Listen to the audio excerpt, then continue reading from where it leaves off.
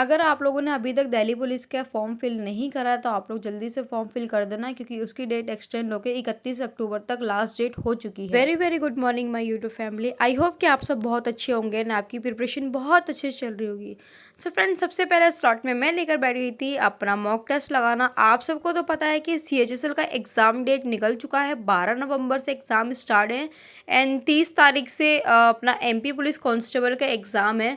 But कुछ कह नहीं सकते क्योंकि अभी तक एडमिट कार्ड नहीं आया है एंड आई डोंट नो कि मतलब क्या होने वाला है, कि एग्ज़ाम लाइक पोस्टपोन होगा कि क्या होगा क्या नहीं होगा, कुछ कह नहीं सकते। तो मैंने क्योंकि अभी जो था मेरा ना, वो मेरा MP पुलिस के जो मार्क्स वगैरह है ना, वो काफ़ी अच्छा आ रहा है, मतलब 70+ नंबर आ रहे हैं। तो फिर मैंने जैसे कि आप लोगों से बात भी करी थी एंड फैमिली से ही बात करी, तो उन्होंने बोला कि ठीक है, अगर मार्क्स वगैरह आ रहे हैं तो तुम अपना टारगेट बना लो एंड फोकस वगैरह करो तो सही से हो जाएगा। और रही बात, आप लोग मुझे ये बताना कि CHSL का आप लोगों ने किस डेट को अपना स्लॉट बुक करा है एंड किस शिफ्ट में करा है, क्योंकि मैंने करा है अपना 12 नवंबर को ही करा है सेकंड स्लॉट में, ताकि मैं ये सोचती हूँ कि भाई जितनी जल्दी एग्ज़ाम हो जाए उतना बढ़िया रहता है। क्योंकि मेरे साथ ये प्रॉब्लम होती है, जितना ज़्यादा मतलब एग्ज़ाम लेट होता है ना मेरा, और मैं एनालिसिस वगैरह देख लेती हूँ। हालांकि अब SSC ने मना कर दिया है कि आप बता नहीं सकते एग्ज़ाम में क्या क्या आया है क्या क्या नहीं आया है, लेकिन फिर भी जो एक डाउटफुल होता है ना यार, कि हमारे एग्ज़ाम में कोई टफ क्वेश्चन ना आ जाए ये वो, तो मैंने अपने हिसाब से अपना शुरुआत में ही पेपर रख लिया कि मुझे ज़्यादा टफ भी ना लगे और मैं अपना पेपर से फ्री भी हो जाऊँ।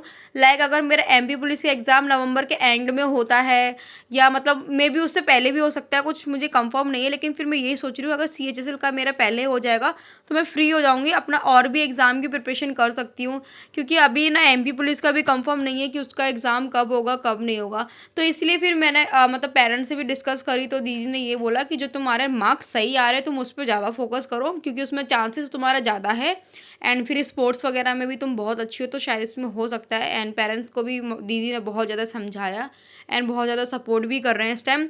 तो इसलिए मैं 6 बजे उठ गई थी। 6 बजे मतलब मम्मी चाय वगैरह अपना बना रही थी, तो फिर मम्मी ने बोला कि तुम पढ़ लो, मैं काम वगैरह कर लूँगी इतना। फिर क्या, ये तो मेरे लिए अच्छा है कि अभी पेरेंट्स काम वगैरह नहीं करवा रहे, क्योंकि ऑलरेडी छठ पूजा पे बहुत सारा काम होगा। तो मम्मी ने ये बोला कि तुम अभी पढ़ाई कर लो, छठ पूजा के दिन तो एक आध दिन तुम नहीं पढ़ पाओगे, तो अब भी पढ़ लो। सो यहाँ पहले स्लॉट में मैंने रखा था अपना मॉक टेस्ट। मॉक टेस्ट पूरा करने के बाद मैंने मम्मी की करी थोड़ी सी हेल्प, क्योंकि ऑलमोस्ट पूरा काम हो गया। तो मम्मी ने कहा कि तुम सिर्फ सब्जी को छौंक दो, तक क्योंकि मम्मी को मेरे हाथ की सब्जी खाना बहुत ज़्यादा पसंद है। अब पता नहीं क्यों ही पसंद है, क्योंकि मुझे लगता है कि मेरे को खाना बनाना आता नहीं है, लेकिन फैमिली वालों को ये लगता है कि तू सब्जी अच्छी बनाती है। एंड इस टाइम अभी हम मतलब लहसुन प्याज वगैरह नहीं खाते हैं, तो मम्मी ने ये बोला कि तेरे हाथ की मुझे सब्जी बहुत ज़्यादा टेस्टी लग रही है, काफ़ी दिनों से मैंने खाई नहीं। तो मम्मी ने सब्जी वगैरह काट के दे दिया था एंड यहाँ पे सिर्फ मुझे छौंकना था, तो मैंने छौंका वगैरह लगा दिया था।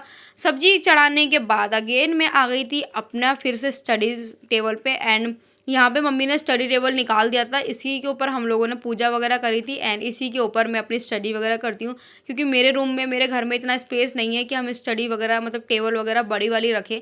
इसलिए मिनी टेबल दीदी की ही थी, तो दीदी की टेबल निकाल के यहाँ मैं बैठ गई थी अपनी स्टडी करने के लिए। एंड यहाँ मैं ले रही हूँ साइंस की क्लास, क्योंकि अगर आप किसी भी प्लेटफॉर्म की इस तैयारी कर रहे हो ना, लाइक अगर आपकी वो SSC हो, रेलवे हो या MP पुलिस हो, तो मे बी जो साइंस है ना वो ऑलमोस्ट सेम है। एंड साइंस का इस टाइम रोल बहुत ज़्यादा है, साइंस बहुत ज़्यादा पूछी जा रही है। तो मैं आप लोग से ये कहूँगी, साइंस की क्लास डेली कम से कम 1 से 2 घंटे की आप ले लेना, क्योंकि साइंस ना कम से कम 10 से 15 नंबर की आपकी मतलब लेके चलो तो 25 नंबर के आसपास की। अगर साइंस अगर 50 नंबर की आपकी GK GS है, तो उसमें से 20 से 25 नंबर की आपकी साइंस पूछी जा रही है। तो आप लोग अपने साइंस पर ज़्यादा फोकस करना, साइंस का बहुत बड़ा वेटेज है। तो फ्रेंड्स, मैंने पहले स्लॉट में रखा था अपना मॉक टेस्ट एंड उसके बाद मैंने एनालिसिस वगैरह कर लिया था, जो कि मेरा 2.5-3 घंटे के आसपास चला था। देन उसके बाद मैं ले रही हूँ साइंस की क्लास, क्योंकि साइंस की क्लास मेरे लिए बहुत ज़्यादा ज़रूरी है। जो मेरे क्वेश्चन जो गलत हो रहे हैं ना, वो मेरे केमिस्ट्री एंड फिजिक्स के ही ज़्यादा गलत हो रहे हैं, बायो के इतने गलत नहीं हो रहे हैं। एंड यहाँ मम्मी ने मुझे फ्रूट्स वगैरह दे दिया था, जो कि मैं खा रही थी, क्योंकि खाना पीना खा लिया था। बीच में पढ़ते पढ़ते मुझे भूख लग रही थी और मैं डिस्टर्ब ना हूँ एंड अपनी जगह से ना उठूँ, मैं पढ़ती रहूँ, अपनी कंसिस्टेंसी बनाई रखूँ। इसलिए मम्मी ने मुझे टेबल पे ही अपना फ्रूट्स वगैरह दे दिया था एंड मैं खा रही थी एंड काफ़ी ज़्यादा इंजॉय करके पढ़ाई कर रही थी, क्योंकि 2 दिन से ना मेरी मतलब थोड़ी थोड़ी पढ़ाई हो रही है, बीच में ब्रेक ब्रेक करके पढ़ाई कर पा रही हूँ। घर में कोई ना कोई आ जा रहा था और मेरा घर इतना बड़ा नहीं है कि भाई मैं मतलब लाइक कि अपने एक कोने में जाके ही बैठ जाऊँ, क्योंकि स्टडी टेबल मेरे पास है नहीं। तो मैंने यही सोचा कि जितना भी टाइम मिला उतना मैं अपना टाइम पढ़ाई में लगाऊँ। सो मैं काफ़ी देर पढ़ने के बाद मेरी 3 घंटे के आसपास साइंस की क्लास चली थी, क्योंकि ये 2 घंटे 10 मिनट की कोई क्लास थी, जो दो मिला के मैंने मतलब प्लेलिस्ट बना रखी, तो मैं 2 क्लास ले लेती हूँ।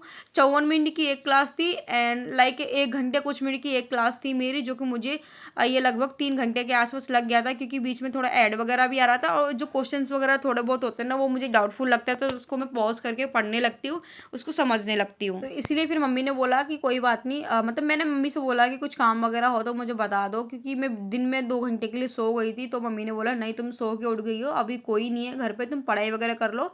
क्योंकि मम्मी थोड़ा मार्केट वगैरह गई थी मामी के साथ, तो फिर मैंने सोचा कि मैं पढ़ाई वगैरह कर लेती, लेकिन मम्मी आ गई थी, नहीं गई थी। मम्मी कह रही कि मैं बाद में जाऊँगी, शाम हो गई है, पापा का आने का टाइम हो गया। तो फिर मैंने कहा मम्मी मुझे नमकीन दे दो, मुझे भूख लग रही है थोड़ी सी। तो यहाँ मम्मी ने मुझे नमकीन दे दी थी एंड मैं मैथ लगा रही थी। और मैथ मतलब सीरियसली बता रही हूँ भाई, बहुत ज़्यादा मज़ा आ रहा था मुझे पढ़ाई करने में। ऐसी अगर पढ़ाई मेरी रोज़ चलती रहे ना तो मुझे रोज़ बहुत ज़्यादा मज़ा आएगा, क्योंकि कुछ नहीं करना, मुझे सिर्फ टेबल रखना और अपनी पढ़ाई करनी। खाने पीने में बस मुझे थोड़ी सी हेल्प करनी मेरे मन पे है तो करनी, अदरवाइज कुछ भी नहीं करना। तुम बैठो पढ़ाई करो। एंड यहाँ मतलब दिन में सो गई थी, मम्मी ने नहाने के लिए बोला, मैं नहा भी नहीं पाई थी, क्योंकि मतलब ये था ना मैं थक गई थी बैठे बैठे ना, मतलब चेयर वगैरह नहीं है तो थोड़ा थक गई थी। तो मम्मी ने बोला कोई बात नहीं, तुम सो जाओ एंड अपनी पढ़ाई वगैरह पे ध्यान दो। तो मैं वही फोकस कर रही थी, क्योंकि मैंने दीदी को बोला था दीदी मेरी पढ़ाई वगैरह नहीं हो पा रही, तो उन्होंने मम्मी को समझाया एंड मेरी पढ़ाई बहुत अच्छे से होने लगी। क्योंकि 2 दिन में मेरी 4-5 घंटे की पढ़ाई हुई तो कंसिस्टेंसी के साथ नहीं हुई। तो फिर दीदी ने काफ़ी समझाया, तो मम्मी ने आज सीरियसली मम्मी ने बोला तुम पढ़ो, कोई कुछ नहीं करना। मामी ने भी गुस्सा करा कि नहीं तुम सिर्फ पढ़ाई करो, और मुझे उठने नहीं दिया बिल्कुल भी। और यहाँ मेरी दीदी आ गई थी जॉब पे से, क्योंकि 2 घंटा सो गई थी मैं। 6 बजे के आसपास क्लास लेने लगी थी, 7 बजे के आसपास मेरी दीदी आ गई थी और वो थक गई थी तो वो सोने लग गई थी। फिर मैंने बोला कोई बात नहीं दीदी, तुम अपने कपड़े वगैरह चेंज कर लो, मैं पानी वगैरह लेकर आती हूँ। एंड मेरा मैथ का स्लॉट भी मतलब लगभग ऑलमोस्ट मेरा 3 से 4 घंटे के आसपास चला था, लेकिन मैंने वीडियो थोड़ी ही रिकॉर्ड करी थी, क्योंकि ट्राईपॉड मम्मी ने और मामी ने पकड़ रखा था, तो उसी से ही मैंने वीडियो बनाई थी। मेरा ट्राईपॉड थोड़ा सा टूटा हुआ है, तो मम्मी और मामी के सपोर्ट से मैंने अपनी स्टडी वगैरह कर ली एंड छोटी छोटी क्लिप से मैंने आपको बता दिया। एंड हाँ फ्रेंड्स, एक इन्फॉर्मेशन देनी है, वो ये है अगर आपने अभी तक दिल्ली पुलिस का फॉर्म नहीं फिल करा है तो आप लोग फॉर्म फिल कर लेना। उसकी डेट एक्सटेंड हो गई है, 31 अक्टूबर लास्ट डेट है। तो आप लोगों ने अगर अभी तक फॉर्म फिल नहीं करा तो ज़रूर फॉर्म फिल कर लेना। जिस भी रीजन से अगर आप लोग नहीं कर पाए तो जल्दी से कर लेना, ताकि आप लोग अपना दिल्ली पुलिस का एग्जाम दे सके। सो फ्रेंड्स, वीडियो में यहीं पर एंड करती हूँ, आपसे मिलती हूँ अपनी अगली वीडियो में। Bye bye, take care.